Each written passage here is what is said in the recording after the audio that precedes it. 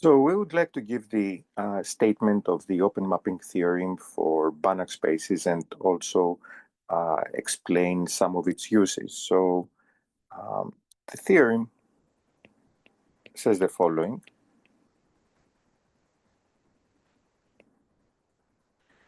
Suppose that x, y are Banach spaces.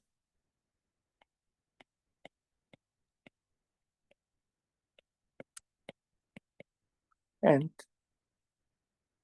t from x to y is a bounded linear map, meaning a continuous linear map.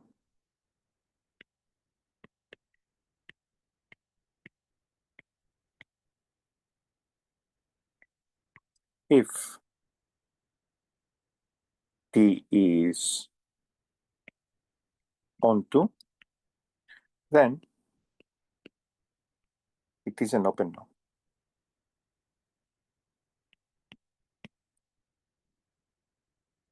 And let's explain what that means, i.e., if U is a subset of X open, then T of U is open in Y. That's what it means for a map to be open.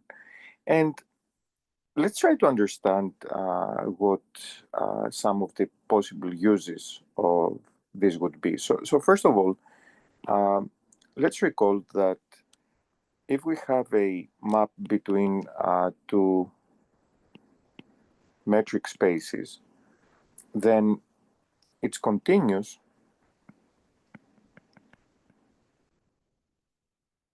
if and only if the inverse image of every open set in Y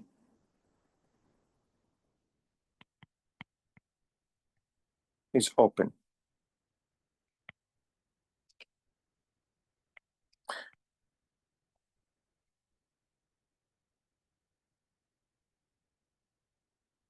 So if, for example, in the case of the open mapping theorem, if T from X to Y is open,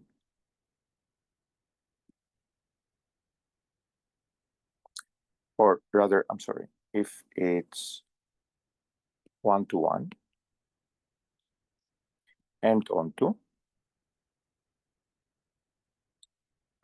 then T to the negative 1 from Y to X is defined, the inverse map, purely set theoretically. The open mapping theorem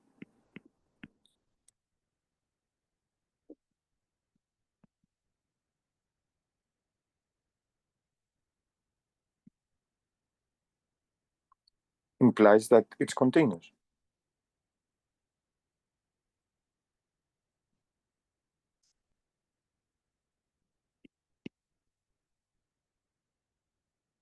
Why?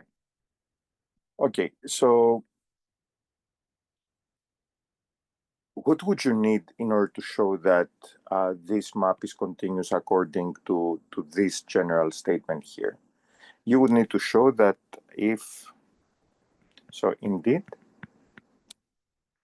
one would need that if U is a subset of X open, then think about it. You have to take T to the negative 1 and take the inverse image of that with respect to T to the negative 1 of U. Yeah, but we're talking about a map which is one-to-one and onto, and T to the negative 1 to the negative 1 is simply T of U would have to be open.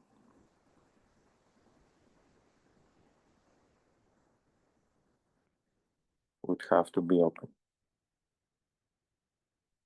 But that's exactly what the open mapping theorem says.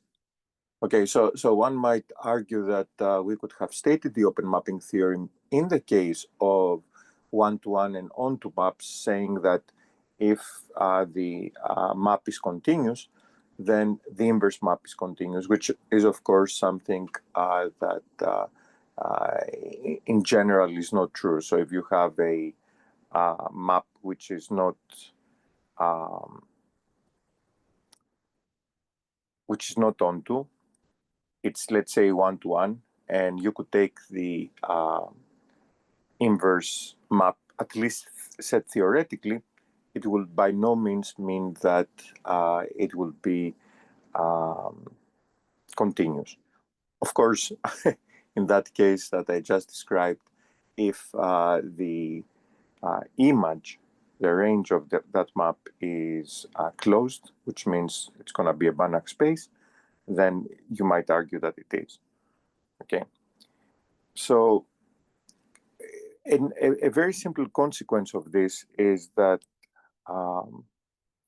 if X and Y are Banach spaces,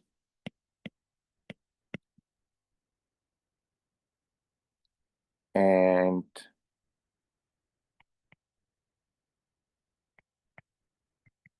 T from X to Y is continuous, meaning a bounded linear map, one-to-one and onto, then it is an isomorphism.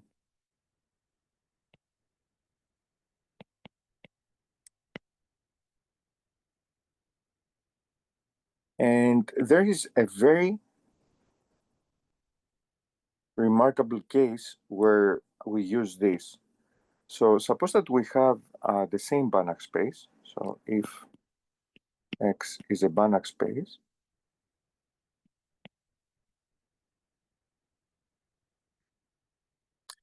equipped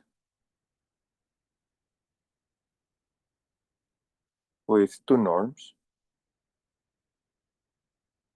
So let's denote the one norm as usual with two lines and the other norm with three lines. This is common in the theory of Banach spaces.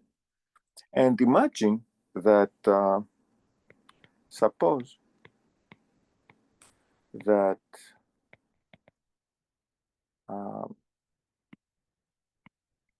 the first norm is less than or equal to some number m times the second norm. Now, the truth is that here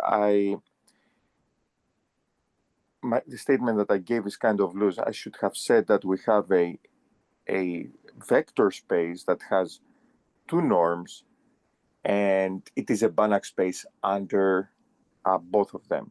Having said that, I have a Banach space means that it already comes with a norm. So I should have said here, let's correct this. So if X is a vector space equipped with two norms so that both of them are complete. So that it's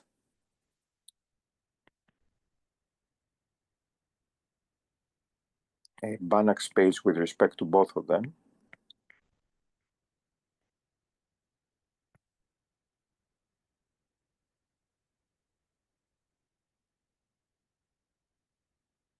So, and here, of course, since I never finished that, let's say, suppose. Okay, then if we have an equality like that, what this means, let's try to understand what this means. It means that then the identity map going from X equipped with the triple norm into X equipped with the norm with the usual notation is continuous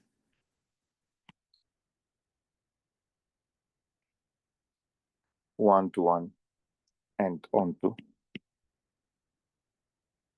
which means the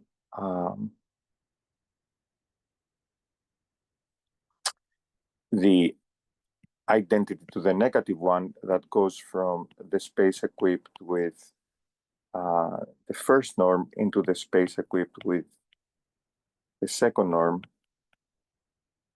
is also continuous.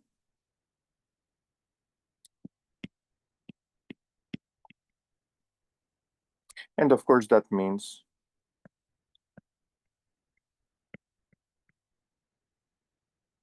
that there exists n greater than 0, so that the norm of an element x in the target space is less than or equal to n times the norm, the first norm that we encountered. So if we put these two together now, then we get that x is less than or equal to m times this norm, and it's greater than or equal to 1 over n times. This is when we say that these two norms are equivalent.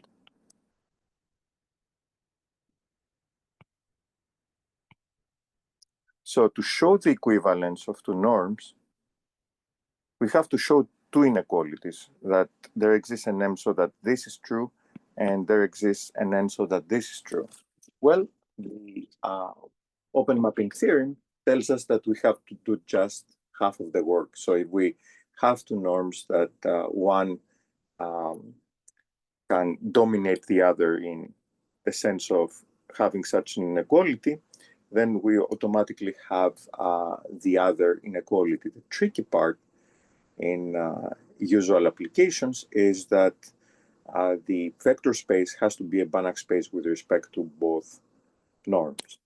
Okay, one can easily find, for example, one might apply this their own way. For example, if you consider the space of continuous functions with a uniform norm, and then take the integral norm, and you have such an inequality. However, the space of continuous functions with the integral norm is not complete, so you will never have the other way around. And that's all. Thanks for watching.